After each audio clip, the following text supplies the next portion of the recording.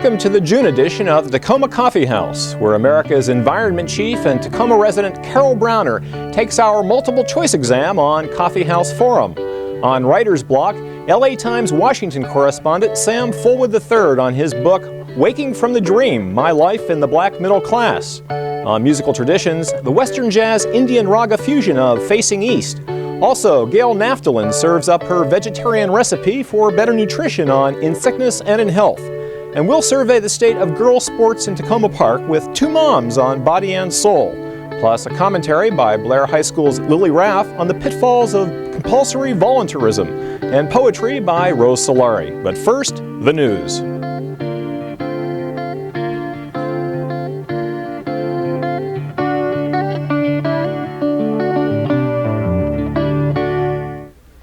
Hi, I'm Nancy O'Donnell. And I'm Mark Cohen, and we have the news. It's unification party time. That's because come July 1st, all of the city of Takoma Park will be unified into Montgomery County. Until July, one third of the city will still be located in Prince George's County. In honor of this passage, Takoma Park plans to hold a gala party at the Takoma Langley Shopping Center on July 1st from 6 to 9 p.m. But that's not all. Billed as Montgomery County's biggest block party, Sligo Creek Parkway will be closed on Sunday, June 29th. Unification kickoff activities will begin at 9 a.m. with a 2-mile family fun run along the parkway from Maple Avenue to New Hampshire Avenue and back. At 11 a.m., the Committee on the Environment will host a nature walk beginning at Sligo Creek Neighborhood Playground. And south of Sligo Creek Citizens Association is organizing community groups and individuals for a Clean Up the Creek Day on the morning of Saturday, June 28th. The Takoma Park campus of Montgomery College will remain the Takoma Park campus. On May 19th, Montgomery College's Board of Trustees voted to renovate and expand its campus in Takoma Park. In choosing to improve rather than close the Takoma campus, board members rejected a $114 million proposal to build an entirely new school in downtown Silver Spring. Chairman Mike Gildea said that cost was the major factor in the board's decision, but he added that Takoma Park's public support for the project didn't hurt. Takoma Park and the college have had a rocky past, but now, facing the prospect of a vacant campus on the border between D.C. and Montgomery County, Takoma residents are embracing the school like never before. The City Council passed a resolution encouraging the college to stay, and Takoma residents established a Town and Gown Committee to improve relations with the college. Construction on the project is estimated to cost $75 million and could begin as early as 2001. The college's expansion plans have taken on increased importance for the Takoma Park, Silver Spring area since the demise of the American Dream Mega Mall proposal. County officials are now promoting a number of smaller, less ambitious initiatives they hope will attract private investment to Silver Spring. County Executive Doug Duncan has named a team of mostly local companies that will try to work together to develop a town center atmosphere in Silver Spring. The new developers plan to build a significantly smaller retail, entertainment, housing, and office complex than was envisioned from the American Dream Mega Mall. The county plans for the new project have been vague, but Duncan has suggested that they could include public space such as a library or an activity center. The developers are required to confer with a 38-member citizens committee on such matters as concept plans and the mix of retailers. Bobby Fall-Zeitler, a citizens committee member and an anti-megamall activist, said her only reservation about Duncan's development team selection is whether the developers have enough experience in revitalizing an existing urban area. Get ready to dig deeper. Cable TV Montgomery plans to raise monthly fees for most county cable subscribers by 9.5%, from $31.40 to $34.39. Montgomery County already has one of the highest rates for cable service in the country. CTM President Bob Gordon insists the new prices accurately reflect costs to his company. However, County Council member Michael Subin called the rate hike unjustified and outrageous, adding that it's clearly a result of their monopoly in the county. Doug Duncan has directed county attorneys to appeal the rate hike to the FCC. But don't hold your breath. County officials have filed FCC appeals several times in recent years in futile bids to thwart rate increases. Last year, CTM increased rates for combined service by 18%. The county's appeal of that increase to the FCC was denied. Now an item about hot airbags. No, this isn't a story about politicians. It's about Takoma Park police suspect is a gang of thieves who in a 24-hour period in early May lightened cars on several Takoma Park streets of their safety airbags. Takoma Park police spokesman Ed Corsi suspects the perpetrators are professionals. Stealing an airbag takes 30 minutes or longer and requires that the car battery be disconnected. Corsi noted that there is a big market in replacement airbags. Toyotas and Hondas have been especially targeted for theft, says Corsi, who believes that disreputable body shops are fencing stolen airbags. He urges residents to alert the police if they hear about a body shop that has great prices on airbags. Corsi also asked city residents to be on the lookout for people who appear to be working on their cars late at night, in the dark. There's a kinder, smarter high-rise on Maple Avenue. Edinburgh House, praised for its attractive renovation by Montgomery Housing Partnership, is also the site of a homework club to assist kids with their schoolwork. The Homework Club, which ran every Wednesday from 4 to 5 p.m. during the school year, aims to help young students, primarily the children of Ethiopian, Filipino, and Caribbean immigrants. Because many working parents do not allow their children to go out of the building, the in-house club was the perfect solution, according to organizer Frankie Blackburn. Blackburn also plans a workshop to show parents how to help their kids with math and reading skills, and Edinburgh House is also looking to set up an experimental computer lab. It seems real Adventists do like jazz, as the Takoma Park Symphony Orchestra made last-minute preparations for a Friday night, May 9th concert. Musician Dan Lorenz got a phone call informing him that the concert hall he booked, the Sligo Adventist School, would not be available.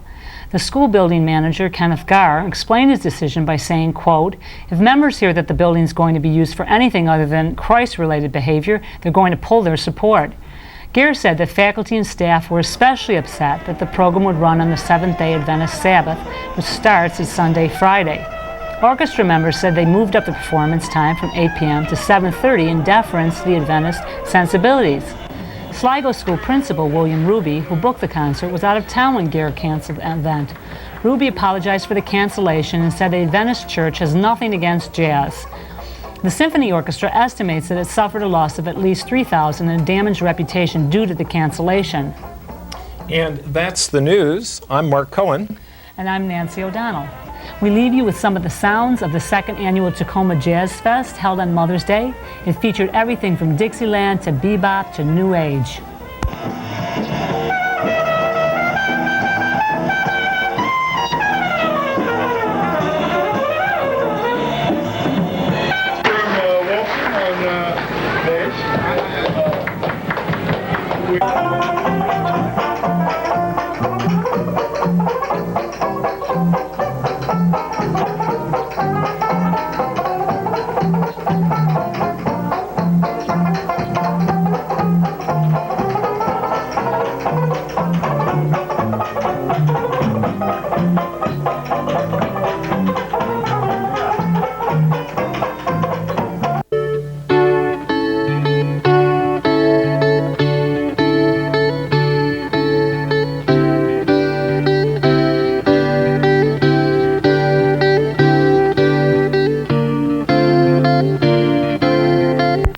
Lily Raff, and I'm a student here at Montgomery Blair High School. I'm against the state community service requirement for public high school graduation because I think it's unfair to almost everyone involved. First of all, I don't think the community gets that much out of it. Most of the students I know think of community service as a burden now that it's required. They serve the number of hours they have to, and then they stop. The community is actually losing potential volunteers because students are getting turned off. I also think the requirement is unfair to a lot of students. Many people need to work during high school. Unfortunately, there are high school students whose families depend on them for extra income. It's not fair to make these students spend 60 hours working without pay just so they can graduate from high school. I think schools should encourage students to do community service. I have done a lot of community service, and most of my experiences have been very positive. But I don't think schools should require community service. I feel it would be more beneficial to everyone if schools rewarded their students for serving their community rather than punishing them for not serving the community. Maybe class credit could be granted to students who complete community service projects, or awards or scholarships could be given. Then, students will be more likely to see the benefits of community service, and the community will benefit from students who truly enjoy serving their community and therefore do a better job of it.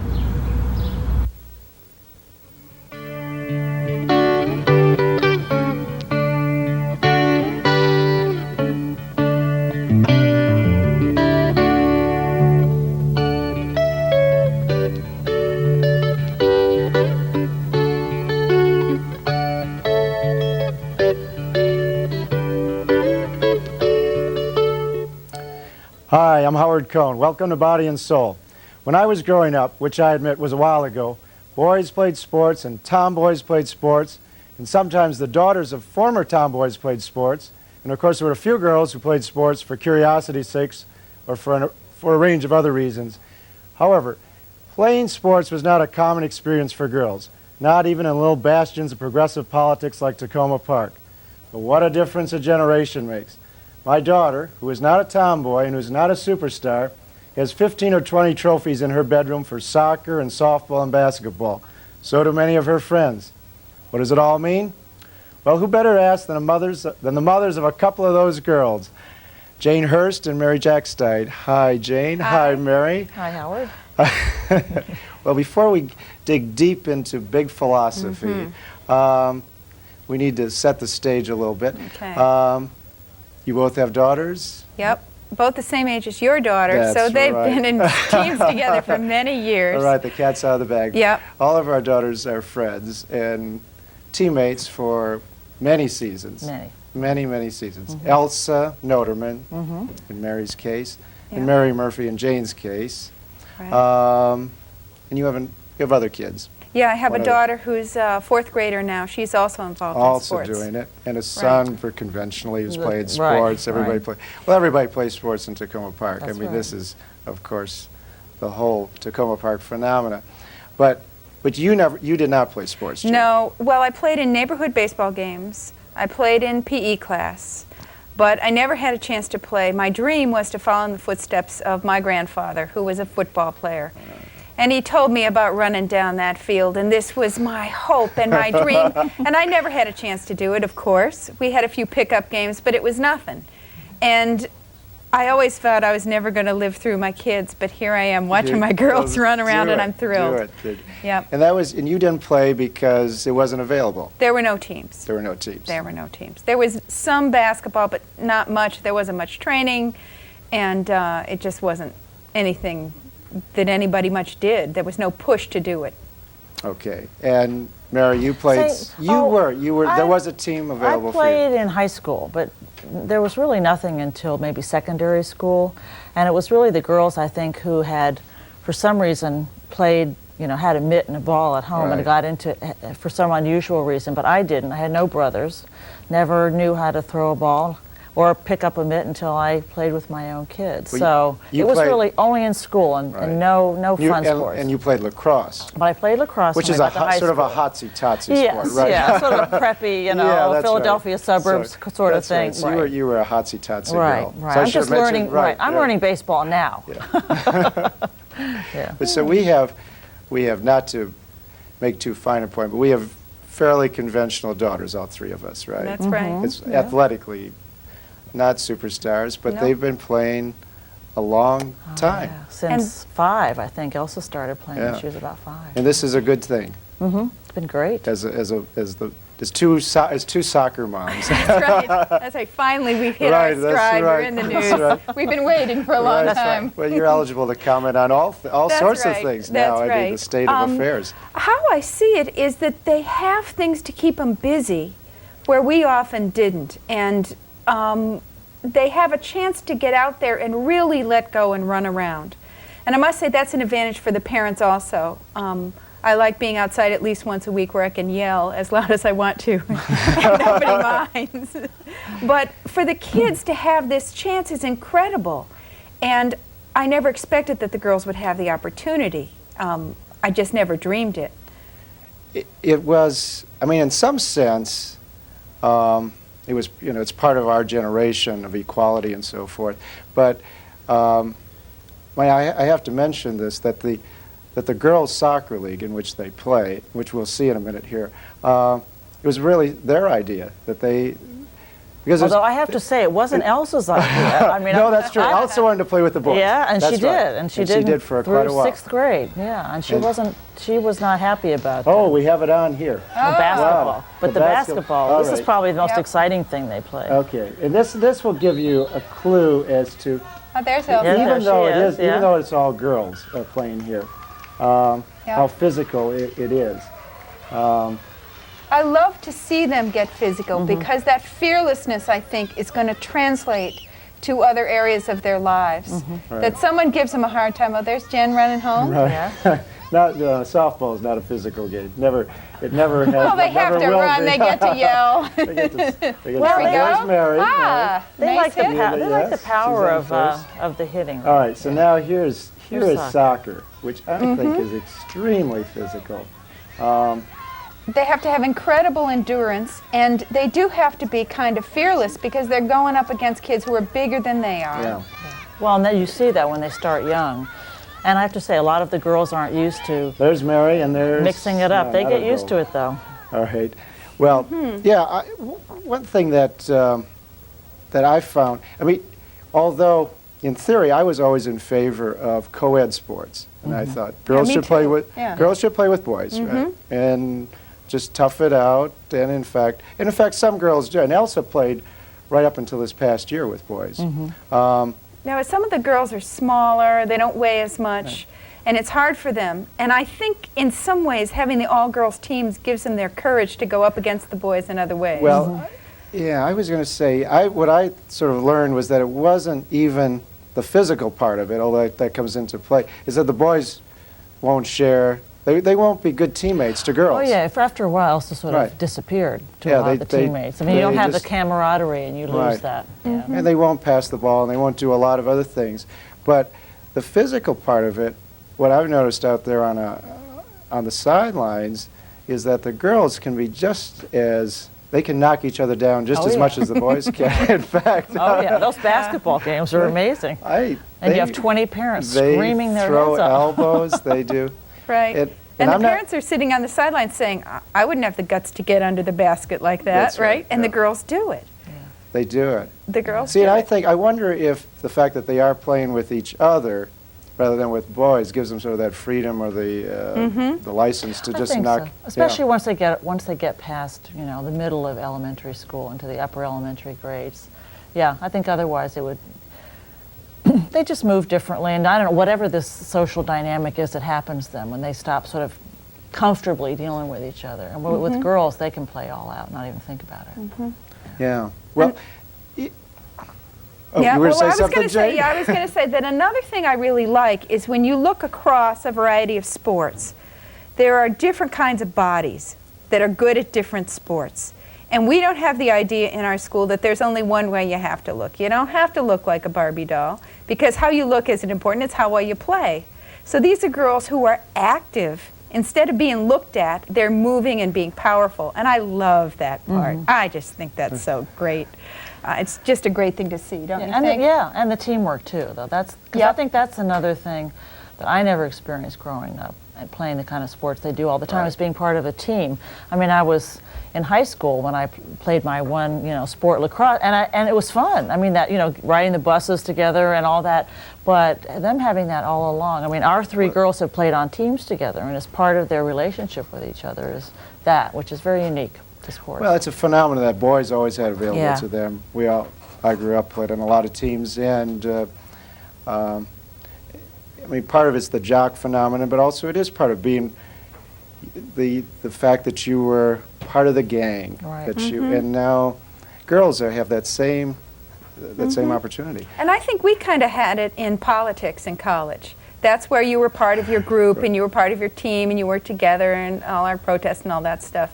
And I'm really happy to see that they have that now, because they're going to be able to use that in all kinds of places. Well, that's what I'm sort of wondering. What does this mean down the road?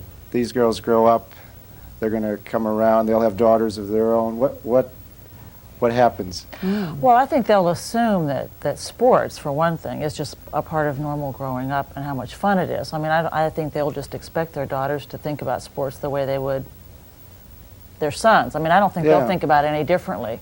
Whereas for us, it was sort of like, oh, our daughters can play sports. Wow. I mean, it'll just be a natural part of life. And I think there'll be a transfer over into the sense of, well, they can do, there isn't anything that sort of has boundaries around it, That's because right, they've done that too. There isn't a boy thing. Right, yeah. I also, you know, my thought the other day was that maybe we're also just training a whole new generation of coaches. That we'll have all these women coaches. Yeah. That'd be great. Well, That'd be yeah. great, and I think they admire the women coaches. Actually, I've seen it happen on our block. That, you know, occasionally the girls will take a coaching role, and I like to see that a lot because it is leadership and working with the team and getting the best out of each individual. It's good they know how to do that. Yeah, I find that with Jennifer, my daughter. She's always giving me advice. We drive to the games together, and she's got all these strategic ideas thought out in advance. She's scouting the other teams. I think about it, and I said, someday she's going to be a coach. Yeah. Yeah. Well, the you and Jennifer thing makes me think about another nice part of this, which is the father-daughter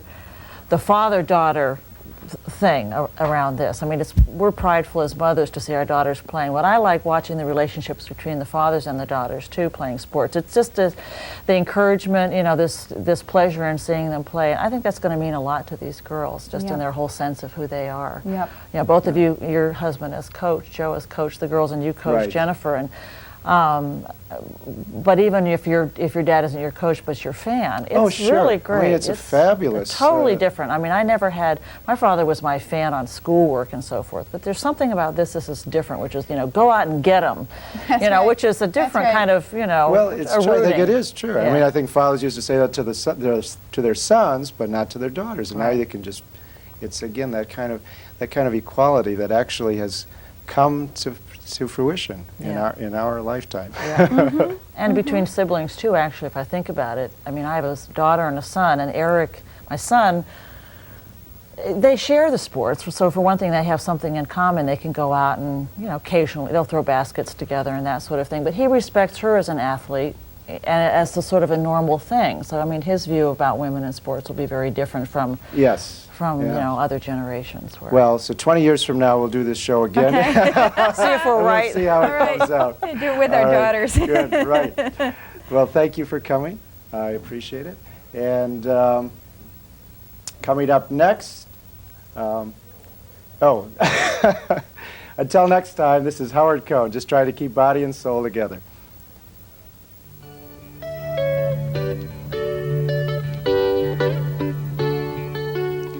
Poet Rose Solari recalls a star-crossed interracial romance followed by vegetarian nutritional tips from Gail Naftalin on In Sickness and in Health.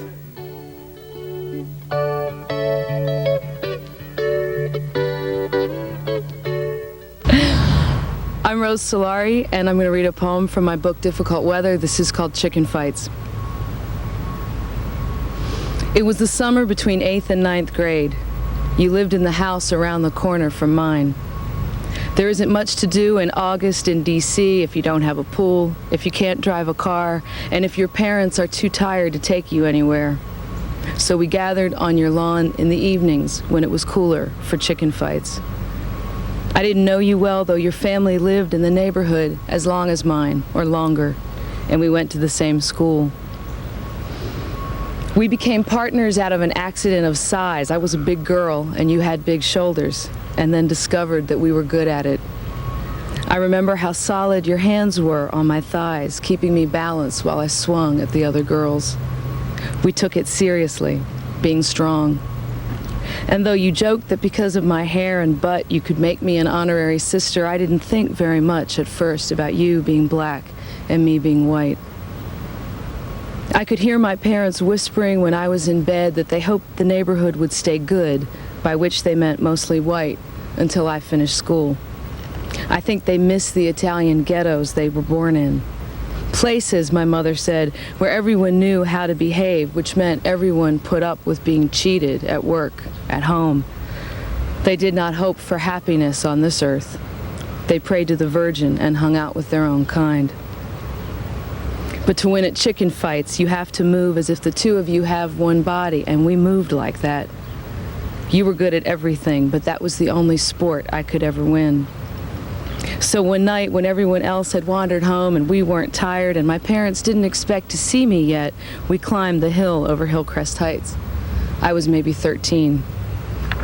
You must remember that you were a popular guy. I was serious, a brain, and perhaps you felt sorry for me. But I knew you liked me too. You didn't stop talking all the way up the hill, and when we got up there and looked back down at our houses, our streets, it all looked so small. And I remember how big I felt when you kissed me under a tree between two streetlights. I didn't think that you were black and I was white. But I felt the future opening up, the rest of the summer gone potentially soft and beautiful under your hands. We could go off by ourselves every night and kiss. When I got home, my brother slapped me and called me a nigger-loving bitch. I still don't know what happened to you. But you couldn't look at me the next day when you whispered, I made a mistake. It's not your fault. But we can't be any more than friends. And I couldn't stop thinking about how big we were for one night under that tree, and I felt the summer closing down, the school year coming, and then another year that would take us from the neighborhood and each other. But we had the rest of that summer to work out a compromise. During the day, we were buddies, just like anyone else. In the evening, I'd climb up on your shoulders and we'd work at knocking everyone else down.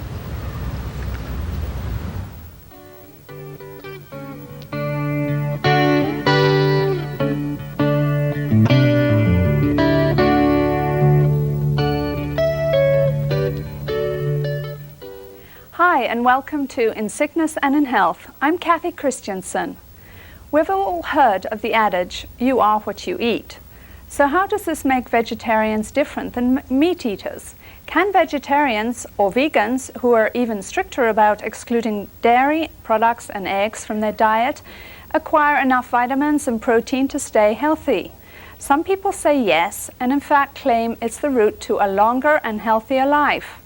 Here's nutritionist Gail Naftalin to tell us more. Welcome to Takoma Coffee House. Thank you, I'm happy to be here. Straight out, Gail, can you tell us when you became a vegetarian and why?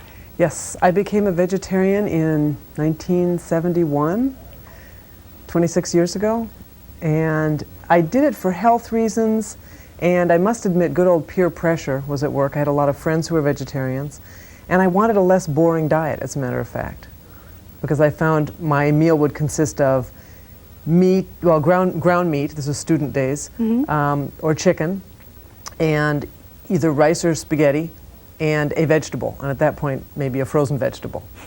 And so I wanted more variety, and I switched to vegetarian and started having much more interesting meals. Lots of people think of perhaps vegetarian food being less interesting because you have less choice, but maybe you put more effort into Well, it. the only thing you leave out is the meat and the animal products. That's the way I look at it, because I see so much variety and bounty in the vegan foods, in beans and grains and lots of vegetables and nuts and seeds and fruits. And have I forgotten anything? How do you ensure that you get enough vitamins and proteins? Is it more difficult? Well, the vitamins are no problem, because vitamins come mostly from fruits, vegetables, grains, and beans. What you get from meat is protein and fat, mostly saturated fat. And fat is what we want, everybody knows we want to cut down in our diet. And people who eat a lot of animal products tend to get too much protein. And people don't know that they need a lot less than they think. They need about 8% of their calories to come from protein. And meat is, oh, I can't remember the exact figure, but it's more like 60–70% protein and the rest fat, and not good for us.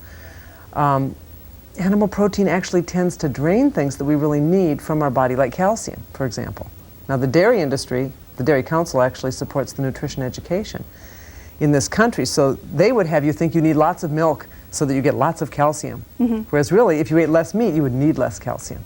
And so those sort of go together, supporting Is there health. actually a risk that you'd get too much fat if you eat a lot of nuts and the whole? Well, is less? that's the one way that a vegetarian could get too much fat, is by eating a lot of nuts, maybe cooking with a lot of oil.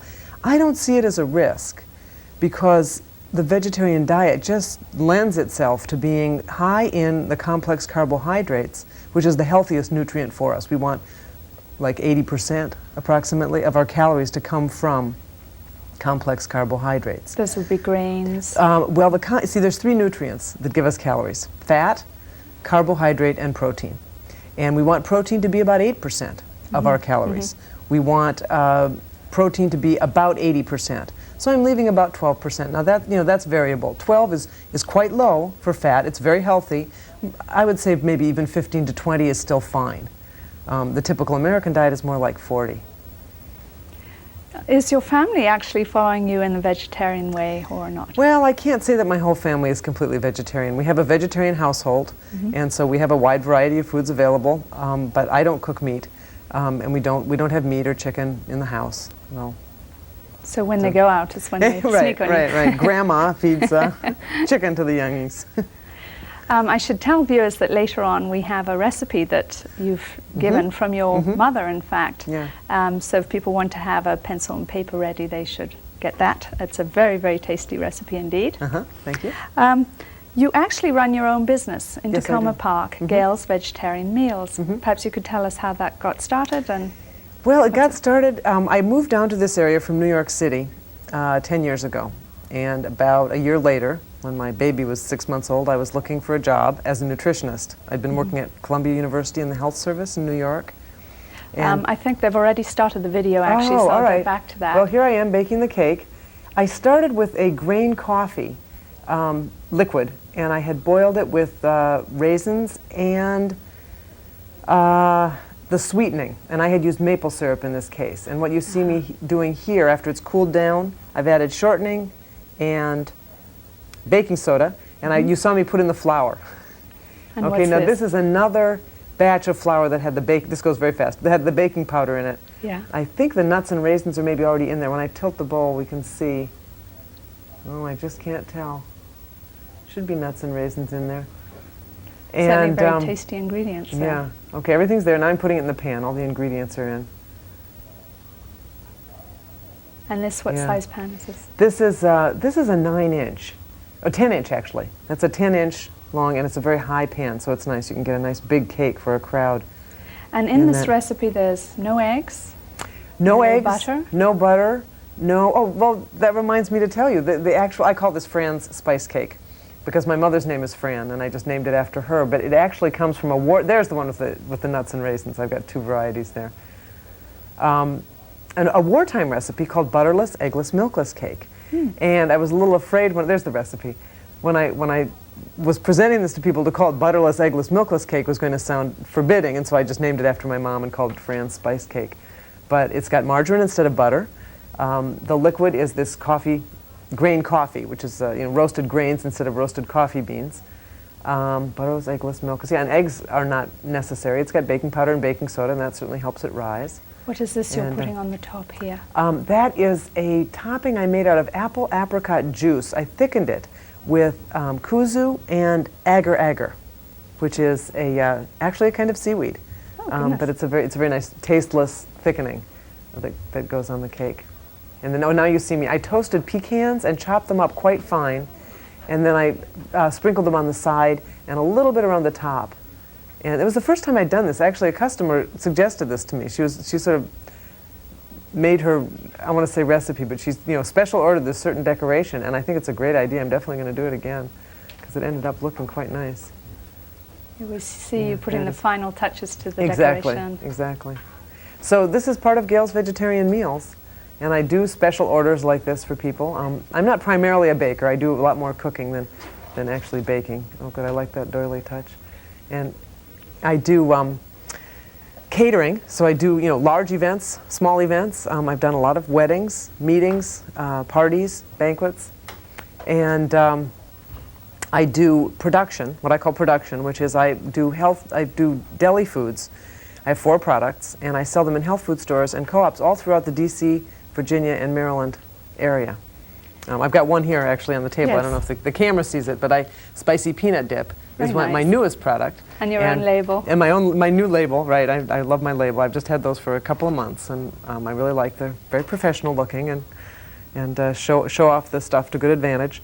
My Szechuan sesame noodles are my biggest seller, and I also do black-eyed pea salad and a corn salad. All sounds And- very tasty. yeah. Is there a lot of demand in Takoma? Did you particularly choose that area? Well, to it's funny. launch It your was business? just serendipity. We moved to where we moved because that's where we found a house that we liked, and it seemed like a good area to live in. I was very attracted to Takoma Park. I actually live just outside in Silver Spring, but I consider myself in the greater Takoma area. And there are a fair number of vegetarians around. I find it's really kind of a hotbed. It's a nice place to be. Now tell us, do you ever cheat at all Oh, on the fly? What about lasagna and Well, ice cream and Those aren't particularly my chicken. cheating items. I sort of consider myself a vegan. I definitely label myself a vegetarian. But you know, if somebody's made brownies, to tell you the truth, and they happen to have eggs or dairy in them, I wouldn't want to be rude and refuse. Of course not. So I do sometimes cheat like that. But my business is completely vegan because I like to offer that choice to people. And you know, I've catered weddings, which always has, you know, the relatives from Kansas. I sort of consider generically the relatives from Kansas who are very afraid that there's not going to meat, that there won't be meat, and there won't be anything they like to eat. And they love the food, and they love the Great. variety. And they never notice there isn't meat. They just know there's this and this and this, and it all tastes so good. You know, it's more than just carrots and baked potatoes. What about the health aspect of it then? Well, I think vegetarianism is actually the very healthiest way to eat because you don't have the animal protein, which, as far as I'm concerned, just only has downsides. It's better for your heart. Much better for your heart. Well, the killer diseases in this country are heart disease and diabetes and cancer, most of which they're all actually diet related. Okay, I mean, So you can diabetes. cut those down if you eat. Absolutely. correct I mean, way. Seventh-day Adventists, on the whole, are vegetarians, and they've done studies and found that the Seventh-day Adventists have much lower rates of all those diseases. That's great. We've run out of time now.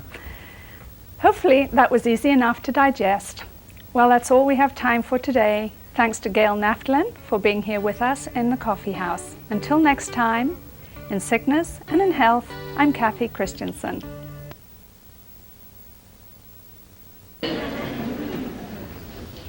The next quartet, I asked them how they got their name.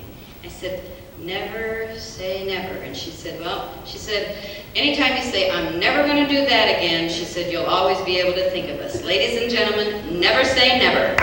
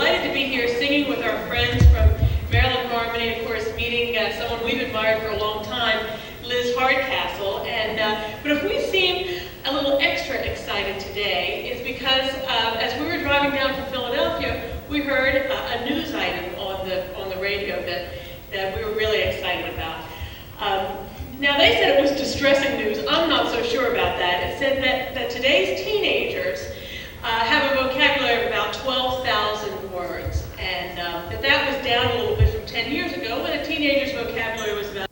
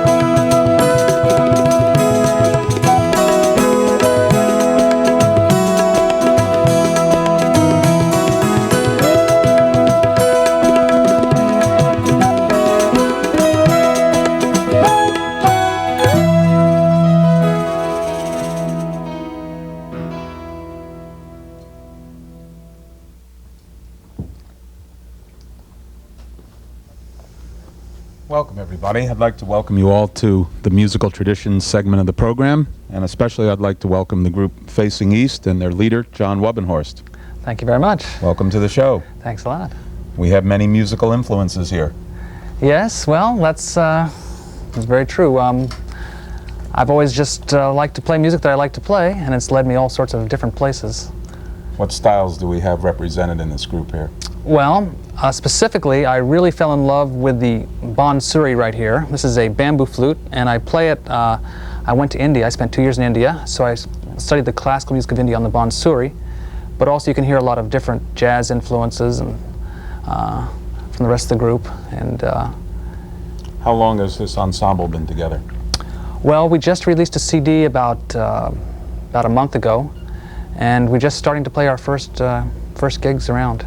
Well, we have many years of musical influences here, I'm sure. Yes, yes.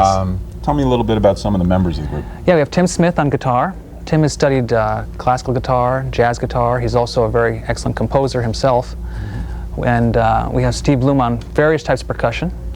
I recognize Steve. Yes. And Didier Proussard is on keyboards. I'm not sure if I pronounced his last name right, but he's studying up in Baltimore. He's from France. And we have Debu Nayak. Welcome. Who's originally from Calcutta. He's now living out in Virginia. Good. And so we've kind of got a, I guess these days, I don't know what, we don't really need a label, we just like the music, but some people call it world music. World music, okay. Whatever you want to call it. Why don't you play another number? What was the first tune you played? The first tune was called Facing East. Okay, and that was just a smidge, that wasn't really... Normally our pieces go on 15, 20 minutes, but right. You know, we have to sometimes fit things. We bend for the program. Yeah. I appreciate that. What are you going to play now? This next piece is a piece called Himalayan. Okay, I'm going to move off and then take it away. Great.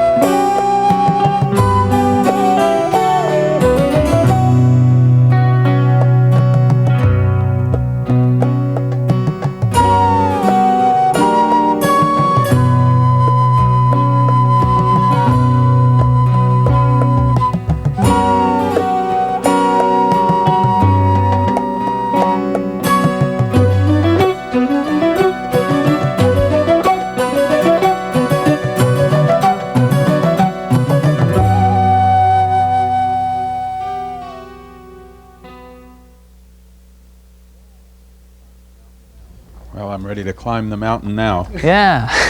Very good. How'd you come up with the name Facing East? It just sort of came to me one time. I just sort of makes sense that I'm not really an Easterner, but we're sort of looking that direction. Okay, because I know Ravi Shankar once released a cut called West Eats Meat. Yeah, I had which I thought displayed a rare sense of humor. West Eats Meat. Right. Why don't we talk a little bit about the instruments? Okay. You mentioned the bonsai. What's Steve playing back there? Well, Steve plays about 150 different instruments, but what he brought with him today is old types of congas and tambourines and bells and shakers and... Right. We should mention some of the groups that Steve and Didier play in. Yeah. Mambo Combo. Right. Yeah. Okay. And over here we have the Indian tabla. Yes. Tabla. Yeah. Yeah. That consists of a right-hand drum and left-hand drum, Right. since it's treble and bass. Yep, and it's almost like a talking drum. They can get different tones from it and different, it's not just a rhythm instrument, they actually get different pitches on that drum. And So that gives us our sort of non-Western influences, and then we have Tim on electric guitar. Yeah. Very much a Western influence. Right, and we have And of course the Kurzweil. the ancient 5,000-year-old instrument, the synthesizer. Yes. Also can be used as a straight piano if necessary. Right.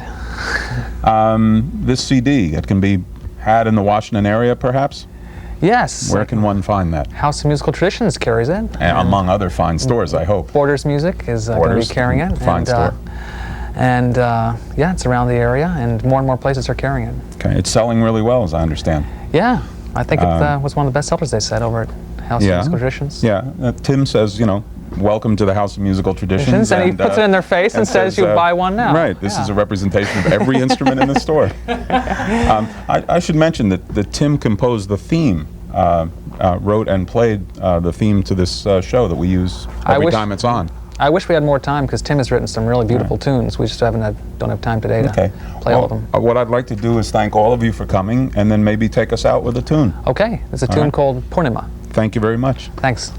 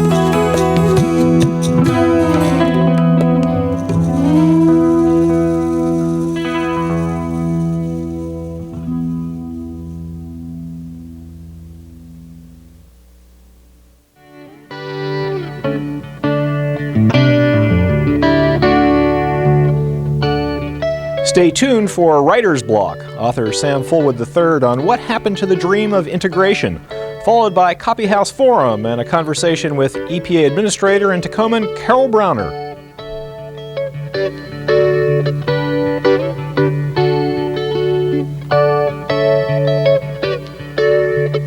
Welcome to Writer's Block. I'm Lisa Page. My guest this edition is Sam Fullwood III, Washington, D.C. correspondent for the Los Angeles Times. His book, Waking from the Dream, My Life in the Black Middle Class, is a personal story of success and disillusionment.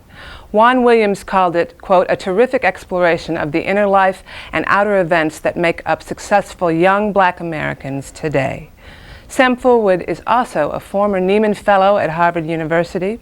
He contributed to his newspaper's Pulitzer Prize-winning coverage of the 1992 Los Angeles riots. Thanks for being with us at Takoma Coffee House. Glad to be here, Lisa. Oh, it's really great. Your book is a memoir, Waking from the Dream, and I noticed that it came about through Jonathan Yardley, the columnist at the Post. Yeah, some time ago, Yardley wrote a column. I can't remember exactly what he said in this column, but it was something I totally disagreed with. I didn't know Jonathan Yardley from Man in the Moon, but I called him up and took him on for what he was saying, and he says, well, that's an interesting argument you're making. Let's have lunch. And over a series of lunches, one lunch led to another, over a course of a year, we became friends. And after talking about life and personal experiences, he's from North Carolina, I'm from North Carolina. He went to the University of North Carolina. Oh, really? I went to the University of North Carolina. He worked on the Daily Tar Heel, I worked on the Daily Tar Heel. We found that we had some things in common. We had a lot that were not in common. He's from a different generation, he's much older, he's white, and I'm different. And we found that in talking about some of our similarities and our differences, he sort of blurted out to me, you ought to write a book about your life. And as it turned out, I was wanting to write a book about other people's lives that sort of paralleled mine. And he says, well, you know, you're not selling that book. Why don't you sell the one that people would buy from you? And that's how a memoir idea came about rather than doing a nonfiction book, which is what I wanted to do. Oh, interesting. And you have a specific message in here, really. When you say waking from the dream, it is, what dream are you waking from? Well, in my mind, it's sort of a double entendre. When people talk about race and the dream, the operative motif is Martin Luther King's I Have a Dream speech. People think of that as sort of a defining moment. We also think about, in my mind, you think about the American dream, the idea that you can start from humble beginnings. If you work hard, play by the rules, do everything right, you can pull yourself up and maybe one day even be president. Right. My sense of it is that both of these dreams are flawed when you start thinking about African Americans and our experience in this country. But I didn't know that as a child. I believed in sort of the American dream of hard work and success at the end of hard work, as well as sort of this notion of a colorblind society that Dr. King talked about in his March on Washington speech. I think that when people are dreaming, they're not really working to make either one of those things happen. And that a lot of people have sort of been lulled into believing, being complacent about the dream motif, that they're not really doing the hard work that it takes to create a true American dream society or a true colorblind America. And that's what I'm talking about. I have awakened from that blind belief that just in doing the right things will ultimately lead you to this sort of promised land. You know, and you have a section in your book where your daughter asks you, do we have a perfect life, Daddy? And you're, I mean, you're saying to me, no, this is not a perfect world at all, and yet it seems to me in the course of the book, you sort of come to that. I mean, in the beginning, you too are looking, oh, isn't this wonderful, and the future's so bright. The book begins with me talking about how growing up in Charlotte, I genuinely believed I had the perfect life. My neighborhood was just pristine, it was green and the pine trees, and all the kids seemed perfect. We were all black, we were all, by the standards of that day, middle class. We didn't know anything about what was going on in the outside world, outside of our neighborhood. And that to me was idyllic and perfect. My daughter has a similar kind of experience some 30 years later, 40 years later. And that's what I'm talking about. All kids believe that their childhood is as perfect as it can be.